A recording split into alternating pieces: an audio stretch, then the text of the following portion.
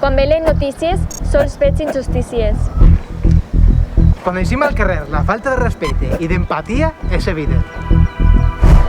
Encenem la televisió i tot és un desastre. Així que hem pensat en aquestes 4 propostes per a transformar el nostre entorn. Així estan. Proposta 1. No sigues còmplice del masclisme, ni de la xenofòbia ni de l'homofòbia. ni de ninguna altra discriminació. Proposta 2. Podeu fer donacions I també podeu participar en un voluntariat o en una ONG. o en una associació. Proposta 3. Compren un local de proximitat. Consumeix de manera responsable. Proposta 4.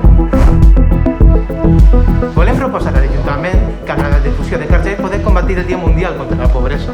També, els alumnes que tinguin dificultats a casa puguen rebre classes impartides de part d'altres alumnes amb millors notes. I moltes coses més.